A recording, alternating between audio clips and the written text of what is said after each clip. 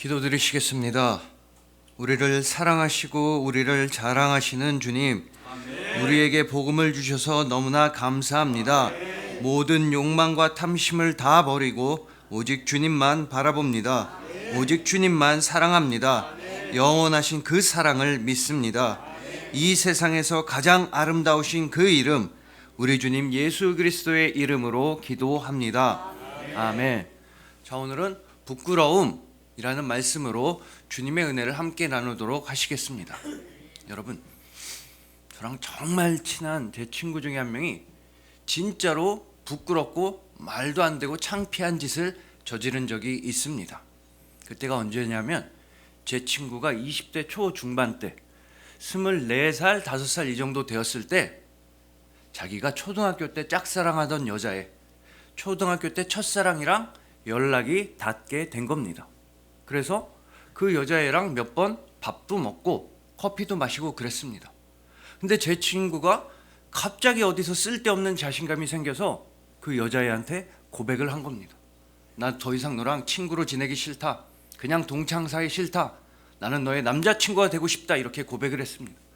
그랬더니 그 여자애가 질색을 하면서 그런 거 싫다고. 나는 그냥 너랑 친구로 남고 싶다고 말했습니다. 그래서 제 친구는 속으로는 눈물이 났지만 그렇게 하자고 했습니다. 그렇게라도 해야지, 친구라도 돼야지 그 여자애를 몇 번 더 볼 수 있을 것 같아서 그랬습니다. 그래서 그 다음 몇 달 동안 또 같이 밥도 먹고 커피도 마시고 영화관도 가고 그랬습니다. 그럴수록 제 친구의 마음속에서는 좋아하는 마음이 점점 더 커져갔습니다. 그래서 그날도 고백을 하려고 하는데 그러면 안 되는데 둘이 술을 마시게 된 겁니다.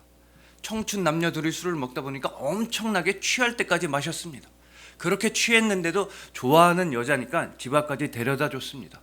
집 앞에 딱 데려다 주면서 자기가 무슨 영화나 드라마에서 본 것처럼 좋아하는 여자의 집 앞 깜깜한 골목길에서 가로등 하나 딱 켜져 있을 때 그 여자애한테 좋아한다고 고백을 하려고 했습니다. 그렇게 온갖 폼을 다 잡고 있는데 저쪽에서 어떤 아저씨 하나가 시비를 거는 겁니다. 너네들 뭐야? 뭐 하는 짓이야? 그래서 제 친구도 20대 중반이겠다. 술도 마셨겠다. 또 좋아하는 여자가 바로 내 눈앞에 있으니까 지지 않고 맞서 싸웠습니다. 순식간에 멱살을 잡고 욕을 하고 막 때리려고 하는데 여자애가 소리를 빽 지르는 겁니다. 하지마! 우리 아빠란 말이야! 그걸로 끝이었습니다. 연락 두절. 다시는 그 여자애를 볼 수가 없었습니다. 물론 제 친구 정도까지는 아니지만 우리는 누구나 다 부끄러운 일, 창피한 일을 저지른 적이 있습니다. 아니면 후회되거나 되돌리고 싶은 일이 있는 것입니다. 어떻게 해서라도 시간을 되돌려서 가고 싶은 순간이 우리한테는 다 있는 것입니다. 왜냐하면 우리는 다 연약하고 실수도 많이 하고 넘어지는 사람이기 때문입니다. 사람이라면 누구나 다 그 어떤 사람도 모든 역사와 모든 우주와 모든 세상과 사람들 앞에서 100%로 자랑스럽고 떳떳한 사람은 아무도 없는 것입니다. 그러나 그럼에도 불구하고 오늘 본문에서 사도 바울은 연약하고 넘어지는 우리라고 할지라도 하늘을 우러러 단 한 점의 부끄러움이 없는 게 유일하게 하나 있으니 그것이 바로 복음입니다. 이 복음은 모든 믿는 자에게, 즉 가난하든 부자이든 간에 건강하든 아프든지 간에 모든 믿는 자에게 믿기만 한다면 우리에게 구원을 주시는 하나님의 능력인 것입니다. 이 말씀만큼 복음을 잘 정리한 말씀도 없을 것입니다. 그래서 우리는 한 가지 사실을 확실히 짚고 넘어가야 합니다.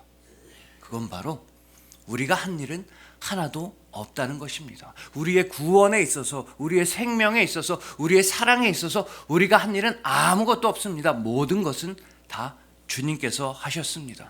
우리를 대신해서 십자가에서 죽으시고 우리를 위하여 죽음에서 부활하신 예수님께서 모든 일을 다 이루셨던 것입니다. 그래서 오히려 역설적으로 우리는 그런 주님을 믿기만 하면 되는 것입니다. 그 예수님한테 감사하기만 하면 되는 것입니다. 우리는 그저 열심히 봉사하고 열심히 섬기고 열심히 헌신하기만 하면 되는 것입니다. 그 무엇보다 뜨겁게 서로를 사랑하기만 하면 되는 것입니다.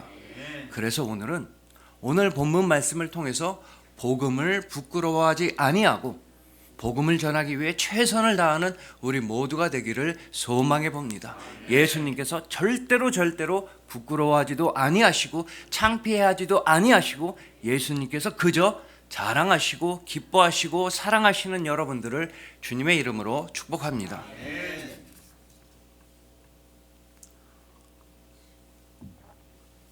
자, 우선 오늘 본문 말씀을 보시겠습니다. 내가 복음을 부끄러워하지 아니하노니 이 복음은 모든 믿는 자에게 구원을 주시는 하나님의 능력이 됨이라. 먼저는 유대인에게요 그리고 헬라인에게로다. 자, 여러분, 복음에 관해서 너무나 아름답고 멋진 말씀입니다. 복음은 모든 믿는 자에게 구원을 주시는 하나님의 능력이라는 것입니다. 하지만 우리가 이 말씀을 다시 한번 읽어보니까 어딘가 어색하고 이상한 점이 있습니다. 그건 바로 도대체 왜 사도 바울은 내가 복음을 부끄러워하지 아니한다 라는 표현으로 오늘 본문 말씀을 시작했느냐, 이것입니다. 내가 복음을 부끄러워하지 아니한다, 이거는 조금은 수동적이고 조금은 소극적이고 어쩌면 부정적인 뉘앙스까지 품고 있습니다. 내가 복음을 부끄러워하지 아니한다 보다는 내가 복음을 자랑하노니, 나한테 있어서 복음은 최고이오니, 온 세상에서 가장 큰 선물은 복음이오니 라고 말하는 게 훨씬 더 있어 보이고 그럴듯해 보이는데, 사도 바울은 도대체 왜 내가 복음을 부끄러워하지 아니한다 라고 말씀하셨던 것입니까? 그러니까 예를 들자면 두 명의 남자친구가 있는 겁니다. 근데 한 명의 남자친구는 자기 여자친구한테 맨날 너는 사람들 앞에서 부끄럽지는 않아, 너랑 어디 가면 부끄럽지는 않아, 너는 딱 그 정도야, 너는 그냥 커피야, TOP급은 아니야, 너는 부끄럽지 않은 정도야 라고 말하는 남자친구가 있고, 또 다른 남자친구는 자기야, 나는 자기가 정말로 자랑스러워, 나한테 있어서 최고의 선물은 당신이야, 나는 시간만 나면 동네방네 다니면서 내 여자친구가 너라고 자랑하고 떠들고 다니고 싶어, 이런 남자친구가 있다고 해보십시오. 둘 중에 어떤 남자친구가 더 좋은 남자친구이겠습니까? 그런데도 사도 바울은 내가 복음을 부끄러워하지는 않는다 라는 말씀으로 오늘 본문을 시작하고 있는 것입니다. 우리는 바로 여기에서부터 출발해야 하며 여기에는 굉장히 중요한 의미가 있으며, 그러기 위해서는 우리는 아주 약간의 배경 지식이 필요한 것입니다. 여러분들이 잘 아시다시피 이 사도 바울은 유대인 중에 유대인이었으며 최고의 바리새인이었으며 가말리엘이라고 하는 최고의 스승 밑에서 공부했으며 또 태어나자마자 로마 시민이었던 것입니다. 즉 사도 바울은 원래 집안도 좋고 신분도 좋고 공부까지 잘하고 또 거룩한 경건 생활도 잘하는 정말 부족한 게 없는 사람이었습니다. 우리식으로 말하면 금수저 중에 금수저였으며 엄친아 중에 엄친아였습니다. 원래 사도 바울은 이렇게 하나도 부족함 없이 정말로 잘 나가고 대단한 사람이었던 것입니다.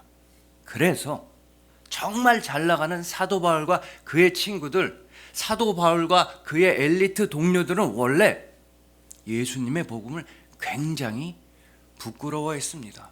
그들은 자신들이 가진 율법, 자신들이 배운 학문, 자신들의 집안 이런 것만 자랑했지, 나사렛 사람, 촌사람, 아무것도 배운 것도 없고 가난한 그 나사렛 예수의 가르침은 정말로 혐오스러운 것이었습니다. 십자가에서 죄수로 죽은 그 사람의 이야기가 돌아다닌다는 것 자체가 마치 내가 욕을 먹는 것처럼 부끄럽고 수치심을 느꼈던 것입니다. 그래도 어쨌든 그 예수라고 하는 사람이 십자가에서 죽어서 모든 게 다 끝날 줄 알았더니 이번에는 또 예수의 제자들, 예수의 추종자들이 나서서 활발히 활동을 하는 것이었습니다. 근데 가만 보니까 그 사람들은 불과 2달 전까지만 해도 무식하고 말도 못하고 겁도 많은 사람들이었는데, 그 예수의 제자들은 뭐를 잘못 먹었는지 아니면 새 술에 취했는지 갑자기 열심히 예수의 가르침을 전하고 다니는 것이었습니다.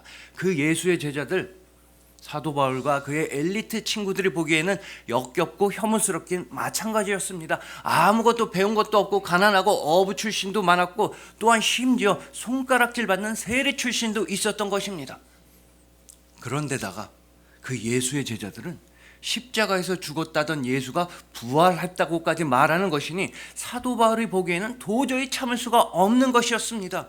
즉 예수의 가르침과 예수의 제자들의 열심히 전도하는 활동은 사도 바울이 원래 보기에는 유대 민족의 수치였습니다. 즉 부끄러움이었다는 것입니다. 이대로 두었다가는 그 사람들 때문에 거룩한 유대교가 오염되거나 부정하게 될 것 같았으며 그 사람들 때문에 로마 제국에 의해서 우리 유대 민족이 핍박을 받을 것만 같았습니다. 그래서 예전에 사도 바울은 결단을 내렸습니다. 유대 민족의 우리 민족의 수치와 부끄러움을 완전히 없애버리기로 결단을 내렸던 것입니다. 그래서 사도 바울은 예수의 가르침을 전하는 모든 성도들을 다 잡아서 없애려고 했습니다. 살기가 등등하여, 즉 사람을 죽이려는 기세가 등등하여서 예수님을 믿는 모든 사람들을 잔멸하고 없애려고 했던 것입니다. 그러나 잘 아시다시피 바로 그때 다메섹 도상에서 예수님은 사도 바울을 만나 주셨습니다. 여러분 분명히 기억하십시오. 바울이 먼저 예수님을 찾아간 것이 아니라 예수님이 먼저 바울을 찾아가 주셨습니다. 그걸로 충분했습니다. 그걸로 끝난 것이었습니다. 이제 사도 바울의 모든 것이 달라지게 되었습니다. 이전까지는 유대인 중에 유대인이었던 사람이 이제는 그리스도인 중에 그리스도인이 되었습니다. 이전까지는 최고의 바리새인이었던 사람이 이제는 주님의 종이 되었으며 주님의 사도가 되었습니다. 이전까지는 로마 시민이라는 사실을 굉장히 자랑스러워했던 사실이 이제는 그까지 로마 시민권쯤이야 오직 복음을 잘 전파하기 위한 도구에 불과했던 것입니다. 무엇보다 이전에는 복음을 부끄러워했던 사람이 이제는 더 이상 복음을 부끄러워하지 않게 된 것입니다. 그렇게 사도 바울은 오늘 본문에서 분명히 말씀하시는 것입니다. 내가 복음을 부끄러워하지 아니하노니. 그래서 이 말씀은 너무나 의미심장한 것입니다. 즉 사도 바울은 이전까지는 복음을 부끄러워했던 나의 옛사람은 모두 다 사라지고 복음만 의지하고 복음만 전하는 나는 새 사람이 되었다고 고백하고 있는 중입니다. 예수님께서 나를 찾아오시고 내가 복음을 영접하게 되자 이제 나는 그리스도 예수 안에서 새로운 피조물이 되었으며 이전 것은 다 지나가고 오직 예수님 안에서의 새 것이 되었다고 열심히 고백하고 있는 것입니다. 그렇기에 내가 복음을 부끄러워하지 아니하노니, 이 한마디에는 사도 바울의 모든 삶이 다 담겨 있는 것이며 사도 바울의 개인적이면서도 체험적이면서도 신앙적인 절절한 고백이 담겨져 있는 것입니다. 그렇다고 해서 이 말씀이 복음을 부끄러워하지 않는다는 이 말씀이 온전히 사도 바울 개인에만 국한된 것은 아니었습니다. 이 말씀은 당시에 예수님을 믿는 모든 성도들에게 크나큰 위로와 소망이 되었던 것입니다. 자, 여러분, 당시에 로마 제국 안에서 특히나 제국의 심장부인 로마 시내 안에서 예수님을 믿는다는 건 정말로 힘든 일이었습니다. 일단 예수님은 로마의 법에 의해서, 형법에 의해서 십자가 사형을 당한 죄수였습니다. 근데 그 죄수의 가르침을 전한다는 건 마찬가지로 목숨을 내놓는 위험을 감수해야 했던 것입니다. 더군다나 로마 제국의 공권력으로서 확실하게 사형시킨 그 예수가 다시 부활했다, 그분이야말로 하나님의 아들이시다라고 전한다는 것은 그 자체로 반란죄이자 모반죄이자 국기문란죄이자 국가원수 모독죄에 해당했던 것입니다. 그래서 로마에 있는 교회에 다니는 모든 성도님들은 마치 지명수배자 취급당하며 범죄자 취급당하며 반란자 취급을 당하면서 그렇게 힘들게 어렵게 예수님을 믿고 있었던 것입니다. 바로 그 순간 사도 바울은 편지하는 것입니다. 내가 복음을 부끄러워하지 아니하노니. 즉 사도 바울은 이렇게 격려하고 있는 것입니다. 여러분, 내가 바로 전에는 핍박자요, 박해자요, 원수 중에 원수요, 죄인 중에 괴수가 바로 나였습니다. 그러한 나한테도 예수님이 찾아와 주시고 나는 복음을 영접하게 되었습니다. 그러니 여러분들도 열심히 힘을 내서 복음만 의지하고 예수님의 이름을 전하시길 소망합니다. 왜냐하면 이 복음은 모든 믿는 자에게 구원을 주시는 하나님의 능력이기 때문입니다. 그러니 성도 여러분들, 복음만 믿으면 하나님이 반드시 여러분을 구원해 주십니다. 예수 그리스도의 이름을 전하면 하나님께서 반드시 여러분들을 자랑하고 상을 주실 것입니다 라고 사도 바울은 열렬하게 소망과 위로를 전하고 있는 것이었습니다. 자, 물론 우리한테도 핍박과 고난과 어려움이 찾아올 때가 있습니다. 그러나 그 고난과 핍박에 대해서 좀 다르게 생각해 볼 필요가 있다고 김학중 목사님은 본인의 책에서 이런 얘기를 하시는 겁니다. 어느 60이 넘은 할머니가 파출소에 잡혀오게 되었습니다. 근데 뭐 그 할머니가 큰 잘못을 저질렀다고 파출소에 붙잡혀 왔겠습니까?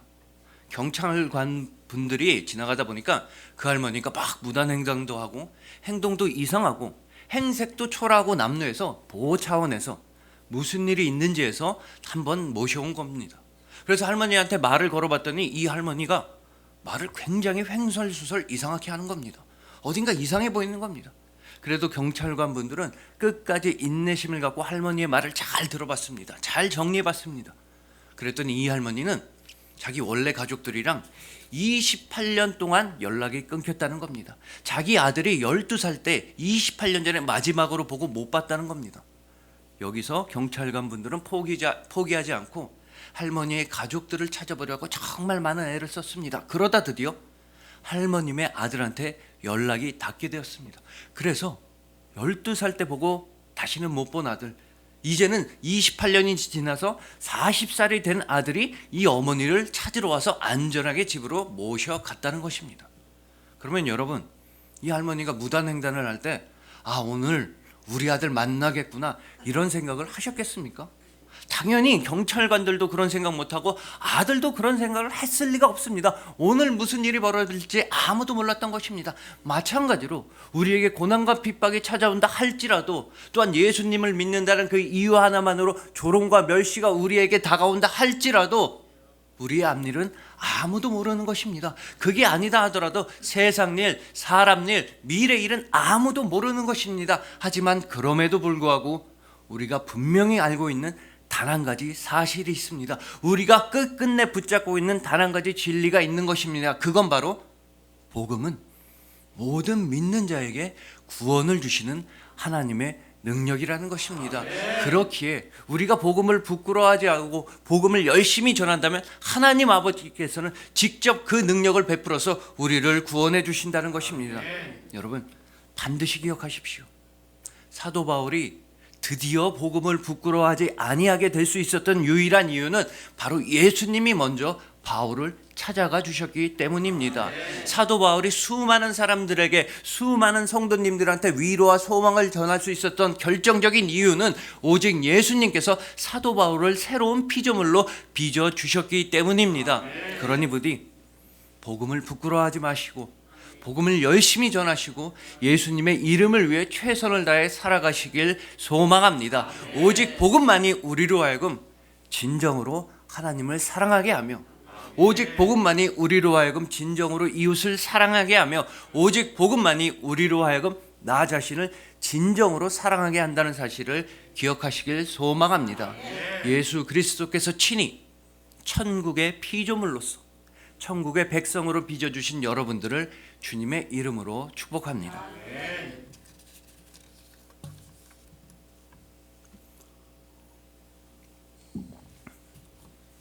여러분, 오늘 설교의 제목은 부끄러움인데, 앞서 말씀드린 제 친구뿐 아니라 저도 엄청나게 부끄러운 일을 당한 적이 있습니다.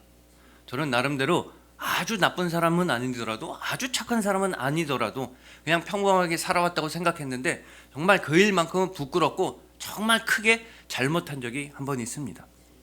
그때가 언제냐면 제가 처음으로 인천에 이사 왔을 때니까 초등학교 한 2학년, 3학년 때입니다. 그때는 뭐 초등학생들이 지금처럼 핸드폰으로 유튜브를 보거나 집에서 컴퓨터 게임을 하질 않았습니다. 동네 애들은 무조건 동네 길거리나 놀이터에 나와서 노는 겁니다. 땅 따먹기 하고 술래잡기 하고 얼음땡 하고 누가 안 쳐줘서 엄마가 부를 때까지 계속 서 있고 그러는 겁니다. 그랬는데 그때 동네 형 2명이 저한테 와서 이렇게 얘기하는 겁니다. 내가 너네 콜라랑 사이다 환타 먹게 해줄게. 그래서 어떻게 먹게 해주냐고 물어봤더니 델몬트 병 2개가 필요하다는 겁니다. 오렌지 주스 병.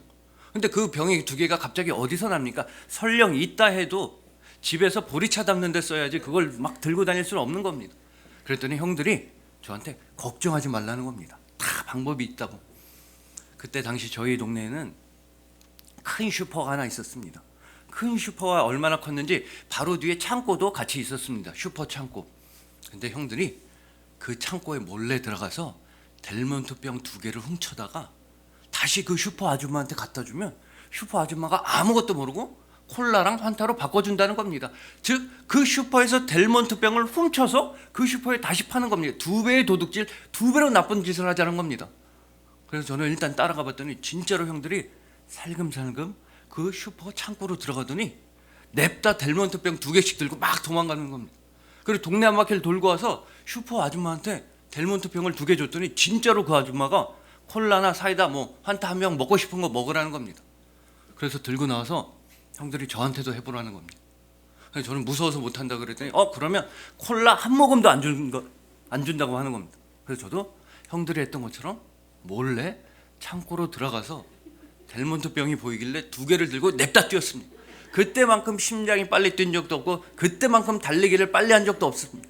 칼 루이스를 이겼을 겁니다.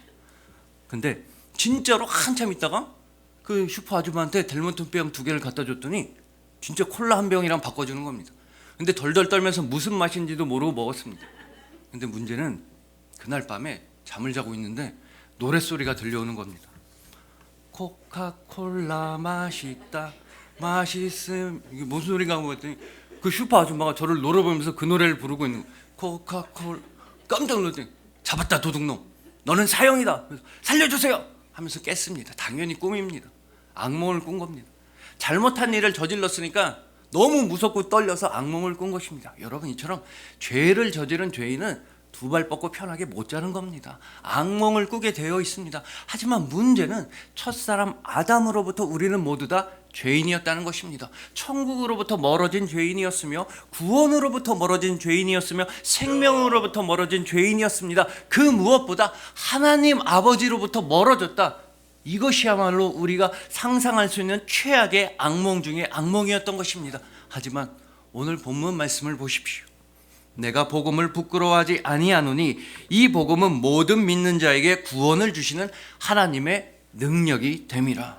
여러분, 복음은 죄인이었던 우리에게도 구원을 주시는 하나님의 능력입니다. 그리고 우리에게 구원을 주시는 하나님의 능력의 이름이 바로 예수 그리스도인 것입니다. 그래서 복음을 부끄러워하지 아니하는 사람들은 언제나 예수님 안에 머물게 되는 것이며, 복음을 열심히 전하는 사람들은 하루하루의 삶 속에서 예수님의 모습이 드러나게 되어 있는 것입니다. 그러니까 복음을 부끄러워하지 아니하는 사람들은 직장에서도 일터에서도 예수님의 손과 발처럼 열심히 일을 하는 것입니다. 복음을 자랑하는 사람들은 모든 사람을 만날 때에도 언제나 예수님의 언어로서 대화를 나누게 되는 것입니다. 복음을 열심히 전하는 사람들은 길을 걸어갈 때에도 예수님의 복음을 전하는 귀한 발걸음이 되는 것이며, 또한 잠을 잘 때에도 꿈을 꿀 때에도 오직 예수 그리스도라는 꿈을 꾸는 것이며, 복음을 위해 최선을 다해 살아가는 사람들은 들으시는 모든 호흡마다, 내쉬는 모든 호흡마다 예수 그리스도의 향기가 되는 것입니다. 그러니 부디 그리스도인답게 복음을 열심히 전하시고 주님 나라를 위해 최선을 다하시길 소망하는 것입니다. 오직 복음을 위해서 앉거나 일어서거나 자거나 깨어있거나 걸어가거나 뛰어다닐 때도 오직 예수님의 복음만 위해 나아가시길 소망하는 것입니다. 그리스도인답게 우리에게 구원을 주시는 하나님의 능력, 바로 예수 그리스도의 이름 하나로만 살아가시고 승리하시는 여러분들을 주님의 이름으로 축복합니다.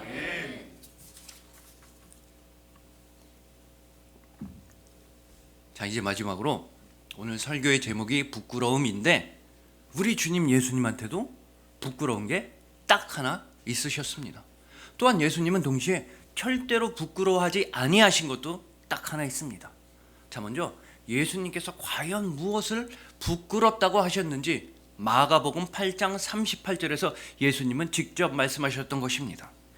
누구든지 이 음란하고 죄 많은 세대에서 나와 내 말을 부끄러워하면 인자도 아버지의 영광으로 거룩한 천사들과 함께 올 때에 그 사람을 부끄러워하리라. 여러분, 예수님의 말씀을 부끄러워하는 사람들, 예수님을 부끄러워하는 사람들은 예수님께서도 부끄러워하신다는 말씀입니다. 너무나 두렵고 떨리는 말씀인 것입니다. 여러분, 하물며 우리도 부끄러운 사람 있으면, 미운 사람, 싫은 사람 있으면 모른 척합니다. 아는 척을 아예 안 합니다. 근데 우리 주님 예수 그리스도께서 우리를 부끄러워하신다, 우리를 모른 척하신다, 그것이 바로 지옥입니다. 여러분, 지옥은 다른 게 아니라 예수님께서 우리를 바라보아 주지 아니하시고 예수님께서 우리를 인정해 주지 아니하시는 곳이 바로 지옥인 것입니다. 이처럼 예수님은 공의의 주님이신 동시에 물론 사랑의 주님이십니다. 그렇게 예수님은 이거 하나만큼은 절대 부끄러워하질 않으셨습니다. 세상 모든 사람들이 부끄러워하고 세상 모든 사람들이 싫어하고 미워하고 세상 모든 사람들이 등을 돌리는 그것도 예수님은 부끄러워하질 않으셨던 것입니다. 히브리서 12장 2절입니다. 믿음의 주요 또 온전하게 하시는 이인 예수를 바라보자. 그는 그 앞에 있는 기쁨을 위하여 십자가를 참으사 부끄러움을 개의치 아니하시더니 하나님 보좌 우편에 앉으셨느니라. 여러분, 예수님은 십자가를 부끄러워하지 않으셨습니다. 예수님은 십자가를 참으시고 인내하셨던 것입니다. 그 모든 조롱과 멸시와 경멸과 혐오와 침뱉음과 채찍질, 심지어 죽음까지도, 십자가 죽음까지도 예수님은 절대 부끄러워하지 않으셨던 것입니다.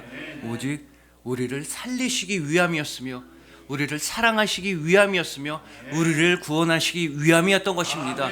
여러분, 이처럼 예수님은 절대로 여러분들을 부끄러워하지 않으십니다. 대신에 예수님은 여러분들을 기뻐하시고 여러분을 자랑하십니다. 예수님은 절대로 여러분들을 창피해 하지도 않으시고 여러분을 숨기지도 아니하십니다. 대신에 예수님은 여러분과 함께 하시고 여러분을 사랑하십니다. 바로 여러분들이야말로 그리스도인들이야말로 우리 주님 예수 그리스도의 자랑이요 기쁨이요 행복이요 사랑인 것입니다. 그리하여 복음을 부끄러워하지 아니하시고 열심히 복음을 전하시는 여러분들, 우리에게 구원을 주시는 하나님의 능력을 매일매일 영과 홍과 육으로서 체험하시는 여러분들, 우리 주님 예수님의 자랑이자 기쁨이자 사랑이신 여러분들을 진심으로 사랑하고 축복합니다. 기도드리시겠습니다. 우리를 사랑하시고 우리를 자랑하시는 주님, 부족하고 연약한 우리를 사랑이라고 자랑이라고 기쁨이라고 불러주시니 참으로 감사합니다. 아프고 힘들고 연약한 우리의 1분 1초까지도 다 사랑하여 주시니 너무나 감사합니다. 주님께 드릴 건 오직 감사밖에 없습니다. 오직 복음으로 살아갑니다. 오직 복음으로 천국입니다. 오직 복음만이 우리의 소명이요 우리의 생명이요 우리의 모든 것입니다. 이 세상에서 가장 아름다우신 그 이름, 우리 주님 예수 그리스도의 이름으로 믿으며 감사하며 사랑하며 기도합니다. 아멘.